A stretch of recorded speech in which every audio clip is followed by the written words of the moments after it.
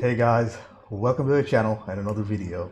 Today I'm going to be watching North by Northwest by Alfred Hitchcock starring Cary Grant. What can I even say about Hitchcock? He's one of the greatest filmmakers of all time, and I have watched a couple of his films including Psycho and Vertigo, which were fantastic. I've also watched Rear Window on the channel, which I love too, so do check it out when you have the time. I'll leave a link to it up there somewhere. This film stars Cary Grant, and even though I don't think I've watched him in anything before, I do know him by reputation. He had a long and illustrious career and is considered one of the finest actors of his generation. About North by Northwest itself, I have no idea what this film is about or anything about the plot in particular. I've obviously heard about the movie, but unlike other Hitchcock films I knew about, I know nothing about it except that it's some sort of thriller. Hitchcock is the master of suspense, and I'm really excited to review this movie. Do let me know which of his films I should review next on the channel.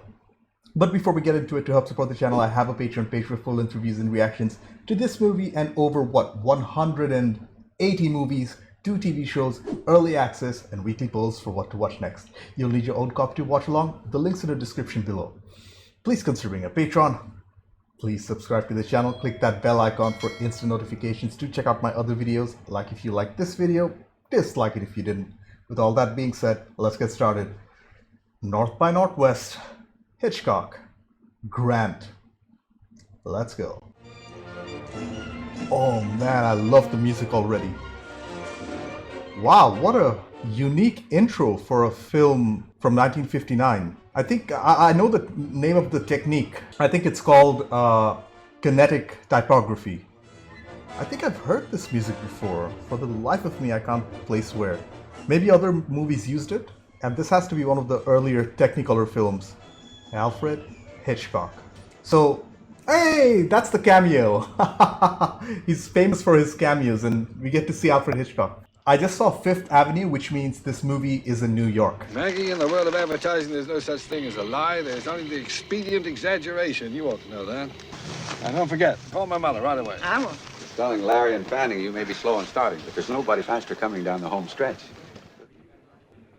Wow, look at the smooth flowing camera work. Hey, wait a minute, what's that supposed to be? Car's waiting outside. You will walk between us saying nothing. They think he's Kaplan?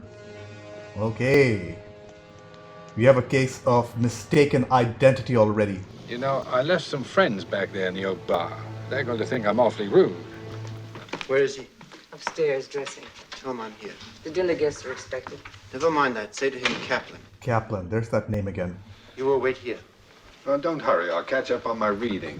I don't think this is a movie set. I think this is actually shot on location at some mansion. But seriously, I love how Hitchcock moves the camera. Lester Townsend. Okay. Good evening. A little more polished than the others. The others? Oh, I'm so glad you're pleased, Mr. Townsend. Your friends picked up the wrong package when they bundled me out here in the car. Do sit down, Mr. Kim. But the least I can do is afford you the opportunity of surviving the evening. Ooh, that was an indirect death threat.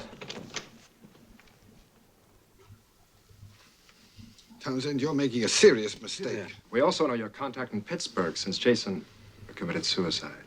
Who's Jason? In room 796 at the Plaza Hotel in New York is Mr. George Kaplan of Detroit. This Kaplan character sounds like a spy. Do you intend to cooperate with us? I'd like a simple yes or no. A simple no. I mean, what else can he say? Give Mr. Kaplan a drink, Leonard. What does he mean by a drink? Cheers. Oh no! I think they're staging an accident of a drunken driver. Oh man, I love the main motif, the music. I don't know whether I should laugh or be horrified. Oh, he's driving off.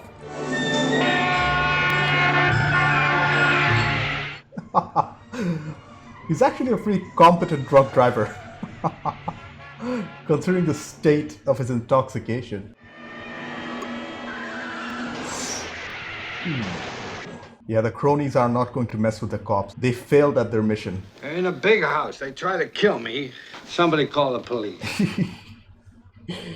Obviously, they don't believe him. No, Mother, I have not been drinking. No, these two men, they poured a whole bottle of bourbon into me. No, they didn't give me a chaser. As if that would have made a difference. How much would you say that you drank? About this much. Mr. Thornhill, Do you know him to be a reasonable man? Absolutely. Oh, Mother. was that necessary, Mom? Again, the music, man, it's just so mysterious. They spilled bourbon all over it. I'll show you the stains. Oh no, it's been cleaned. Scotch, gin, vodka. And bourbon. Oh! We were so worried about you. Wait, what? I want you all to know, I never saw this woman before last night. Mr. Thornhill has told us that he was brought to this house against his will last night and forcibly intoxicated by some friends of your husband's. There's a bigger conspiracy at play here. Well, where's her husband? He's the one you should be questioning. He's addressing the General Assembly this afternoon. Sorry we had to bother you. No bother at all. Hello, operator. Have you got a George Kaplan staying here? Will you want me to be changing your bedding, sir? Well, I only mention it, sir, because the bed doesn't seem like it's been slept in. I mean, somebody has been here. There's a suitcase. Oh, well, look who's here. Who? Where? Our friend who's assembling the General Assembly this afternoon. Was that Townsend? Do you know who I am? Sure, you're Mr. Kaplan. When did you first see me? Outside the door. Out in the hall a couple of minutes ago. I've forgotten. What time did I give you that suit? When you called on the phone and described the suit to me and said it would be hanging in your closet. Like you always do.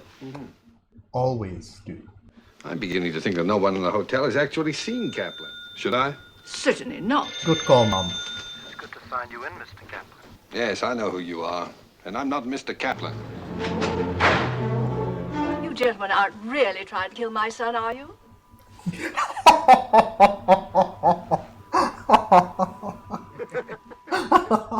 What an unexpected moment.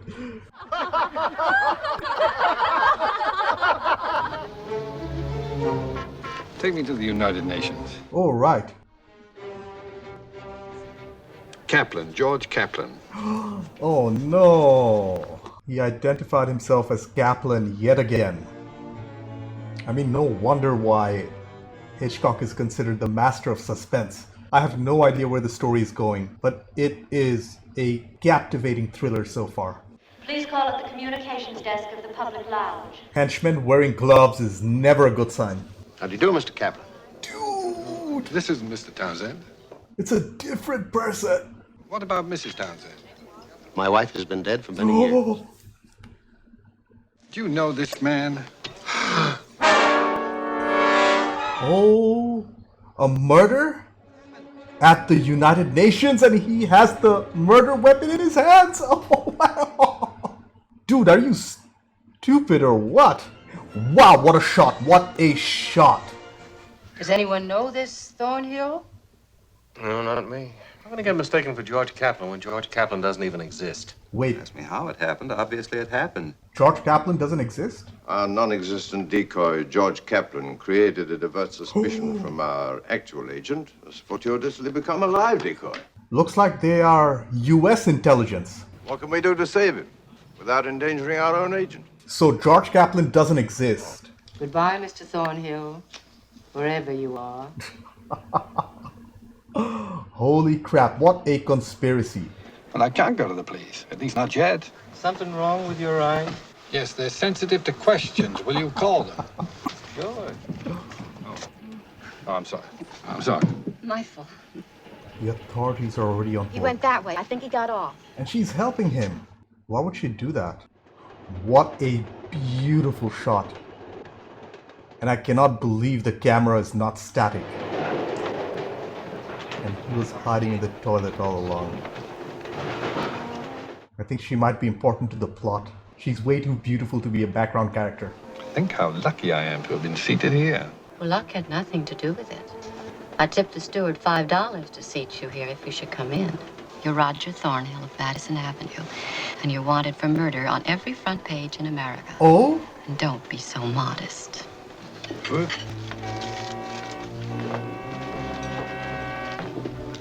One of my patrons named this film as the first James Bond movie, and I can see the influences of the spy thriller genre here. Tell me, why are you so good to me? Shall I climb up and tell you why? She's not giving him a straight answer. Can't let you get involved. It's too dangerous. I'm a big girl. Yeah, and in all the right places, too. She clearly knows more than she's letting on. Oh, the look on her face. What do I do with him in the morning, Eve? Oh, holy crap. It's the fake Townsend. I knew it. Well, what took you so long? Oh, a big face, small razor. Tell me, did you get Kaplan? Yes, Oh no, it's a setup. We'll see each other again, won't we? sometime, I'm sure. Oh no, I think she's actually catching feelings. And what a change in location, color grading. This is so different to the hustle and bustle of New York City. And that's being reflected in the zero ambient sound. I like how Hitchcock used sound there because you could hear the Doppler effect at work.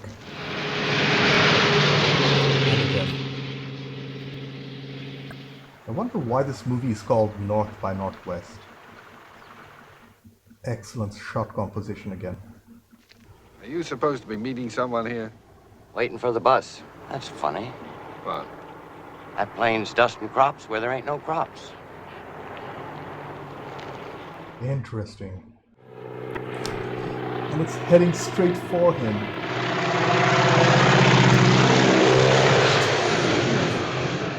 What was that?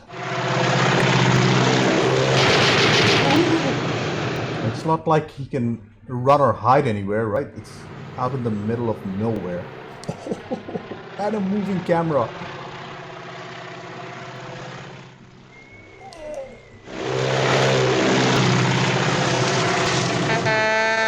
Dude, what are you doing?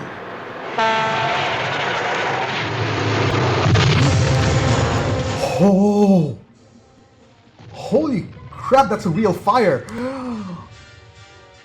And he actually stole a vehicle. Oh no, he was accused of stealing a vehicle earlier in the film, but he didn't. This is probably the first real crime he's committed in the movie. 7:10? Well, then how come I got a message from him at 9? What's that? He just realized he's been double-crossed by Kendall. Surprise, lady. No getting rid of me, is there? No. Oh? Two die as crop duster plane crashes and burns. You're my little helper, aren't you? I want you to leave right now. Stay far away from me and don't come near me again. Now, what could a man do with his clothes off for 20 minutes? Dude, now is not the time. She betrayed you and you know that. She's on her way out, leaving him. Oh! And I think he notices. Smart for once, dude. Yeah, use a pencil. 1,000, thank you. 1,000 at 1,000, say 1,100. Good evening, Mr. Kaplan. Could it be an overpowering interest in art? Yes, the art of survival. Zing. He followed me here from the hotel. He was in your room? Now, she puts her heart into her work. In fact, her whole body. Oh, man. Or are you going to ask this female to kiss me again and poison me to death? A Louis XV carved and gilded lit de repos. How do we know it's not a fake? It looks like a fake. 12 is bid. I have 12. Go 13. Who'll say 13? $13. Take your hands off me or I'll sue you. They've called the police. You're about to become heroes. Don't you know who I am? My name is Roger Thornhill. Here. Holy crap. Where are we going? Airport. Wait, what? I don't want to be taken to an airport. I want to be taken to police headquarters. I'm a dangerous assassin. I'm a mad killer on the loose. You ought to be ashamed of yourself. I really am enjoying Cary Grant's performance. I'm getting too old for this kind of work. All right, men. Thank you. The intelligence officer, was it? Tell me, what's Van Damme up to? Oh, you could say he's a sort of importer-exporter. Government secrets, perhaps? Ah. Well, why don't you grab it? He's a spy, Van Damme. Well, you're George Kaplan, aren't you? Oh, no, Mr. Thornhill. There is no such person as George Kaplan. Oh. Which is why I'm going to have to ask you to go on being him for the next 24 Now they're asking for his help. Holy crap. I've got a job, a secretary, a mother, 2 ex-wives, and several bartenders dependent upon me. I thought there was any chance of changing your mind. I'd talk about Miss Kendall. Oh? She's one of our agents. What a reveal. I know you didn't mean it, but I'm afraid you have put her in an extremely dangerous situation. I mean, I didn't expect that. Suppose they don't come. And it looks like he agreed. Good afternoon, Mr. Captain. Not her. I want the girl. She really did get under your skin, didn't she?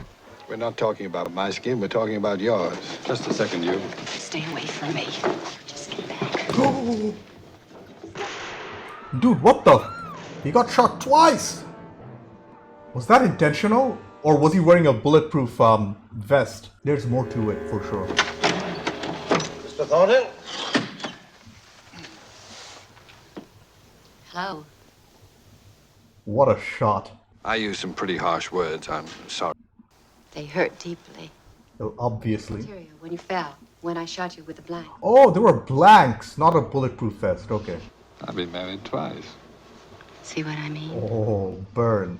The first time they kissed on the train, I was all suspicious and stuff, but this time it's actually genuine. What didn't you tell me? She's going off with Van Damme tonight on the plane. Oh. War is hell, Mr. Thornhill, even when it's a cold one. Duh. They're discussing the Cold War back in '59. Don't spoil Now, come on, anything get now, up. please.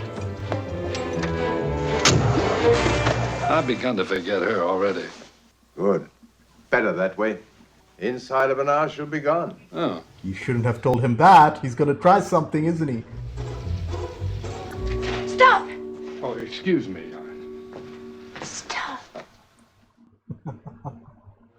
I mean, if somebody came through the window into my room, I'd be freaking the F out.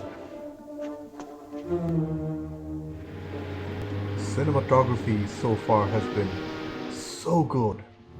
And keeping it stable enough so that it's not shaking must have been very hard. Why else would you have decided not to tell her that our little treasure here has a belly full of microfilm? So that's what they're trying to smuggle. And now he realizes that there were blanks. Dude got betrayed twice by that lady. He's angry. This matter is best disposed of from a great height over water. Amazing camera work. Just as he said that he'll throw her off the plane, move the camera upwards. They're on to you. Well, we better get moving. She knows now.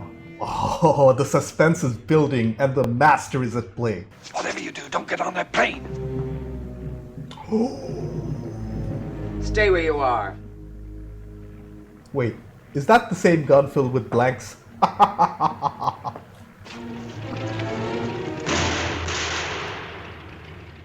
Yeah.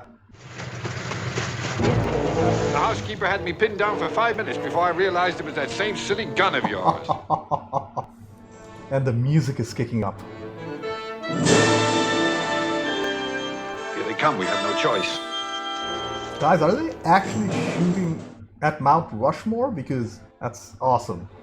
Well, if we ever get out of this alive, let's go back to New York on the train together. Oh, my wives divorced me. Why? Oh, I think they said I led too dull a life. I can't say that's true anymore.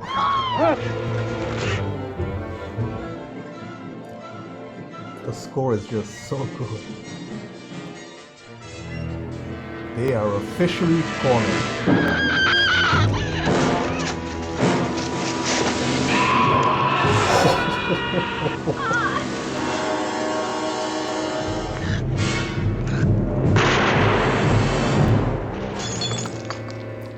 There's the microfilm, and he got shot. The authorities are here. Come on, Mrs. Thornhill. And what a jump cut! Dude! Oh, I get it. I think that was intentional. Showing them together, followed by a train going into a tunnel. I get that, Mr. Hitchcock. That was a really, really, really, really good film, guys. It was like the first James Bond film, and I can see a lot of inspiration that the Bond franchise took from the tone of the movie. Okay, I took some time to collect my thoughts. First off, that was fantastic. Psycho is still my favorite Hitchcock movie, but I think this is a close second. The best two things about this film were the complex writing and the masterful direction by Hitchcock.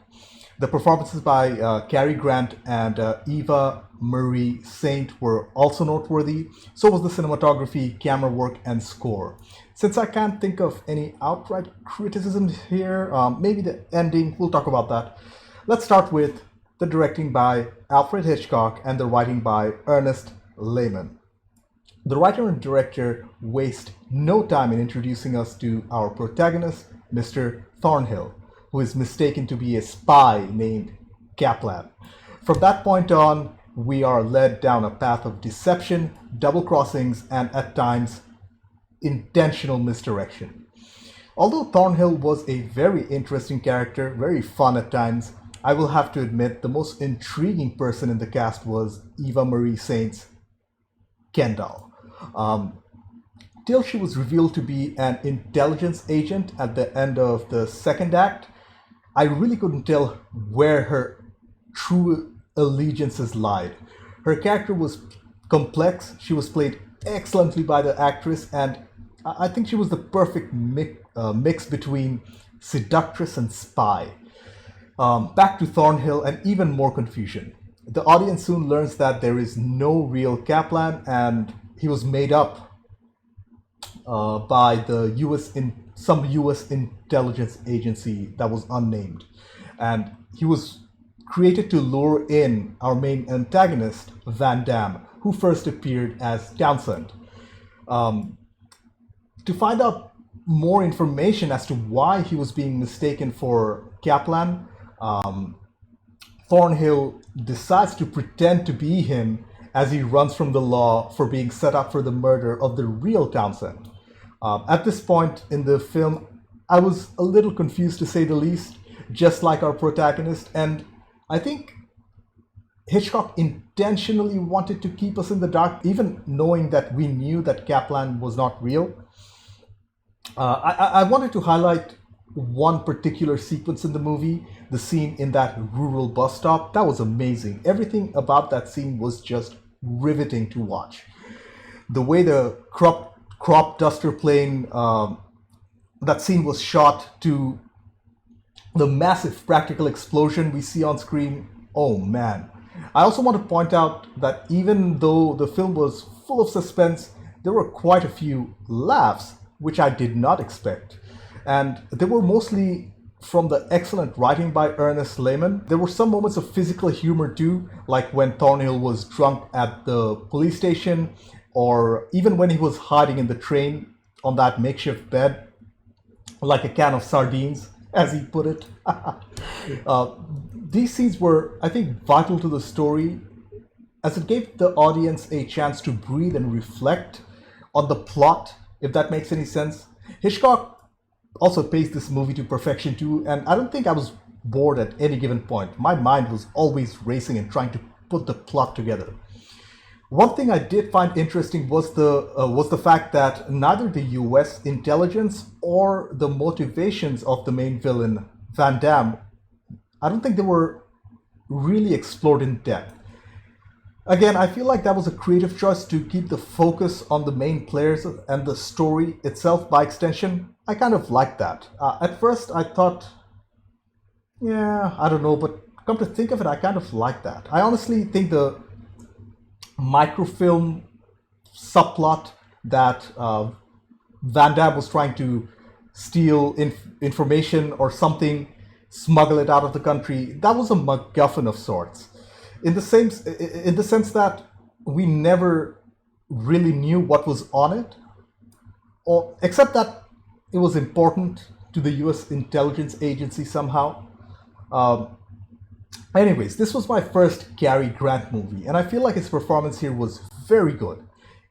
Eva Marie Saint really stole the show for me personally, but I have to commend Grant for his performance here. Both his Physical acting and line delivery were great. I think he played both sides of the character very believably, both the naive business executive to the spy role he played later in the movie, especially when he actually agreed to pretend to be Kaplan in that South Dakota restaurant. Great stuff. I have to admit that I did find the ending of the movie to be a little abrupt. It ended just like that. I think I was in the middle of a sentence and I just saw the screen turn to black. I think we got to see one shot of Van Damme with the authorities before the movie ends, like a Bond film, with the protagonist in bed with the girl and saving the day, perhaps indirectly. I don't think the ending was bad by any means, and we got almost all the answers, but it did feel like it was very sudden. Regardless, the writing, directing, and performances were stellar. The cinematography and camera work, holy crap, they were a real highlight for me, especially the camera work. The shots from the train overlooking the sunset in particular, that comes to mind. Other shots like the aerial ones with a lot of compositing work, or the sequence at Mount Rushmore, they were also amazing. I loved how smooth flowing and dynamically Hitchcock moved his camera. We have to think about the fact that this is 1959 where cameras were like super bulky, so moving a camera that smoothly without shaking it, that must have been very difficult. His shot compositions of the on-screen characters were also masterful, especially how he positioned and moved his actors, all while keeping the more important elements that Hitchcock wanted to focus on at center stage. The score of the movie was another highlight for me, as the main motif sounded iconic. I bet it is iconic. It sounded almost familiar, and I wouldn't be surprised to find out that it was used in other movies that I probably watched. The rest of the score was used sparingly. We hear almost nothing in the desert scene as opposed to the first or third act, when it was full of action and suspense. As I mentioned before, I don't have any outright criticisms here. Maybe the ending was a little abrupt, but I did enjoy the joke at the end with them in bed together as the train enters a tunnel. I see what you did there. I see what you did there, Mr. Hitchcock. Yeah, boy. I found the phallic symbolism pretty hilarious. Overall, North by Northwest was thrilling. Exactly what I expected from a Hitchcock classic. The story was complex. The direction by Hitchcock was masterful. I can see why this movie is seen as a precursor to Bond films that came in later years. All the elements that were there, from the charming villain, the girl, the conspiracy, the double crossings, and incredible suspense. The performances from the cast were great, the cinematography was noteworthy, and the score was very memorable. Thank you so much for the recommendation, guys. Apart from this movie, Vertigo, Psycho, and Rear Window, which Hitchcock film should be next on the list? Do let me know. Anyways, thank you for watching. I have a Patreon page. Consider being a patron. Subscribe to the channel. Click that bell icon for instant notifications. Do check out my other videos. Like if you liked this video. Dislike it if you didn't. I will see you on the next one. Bye.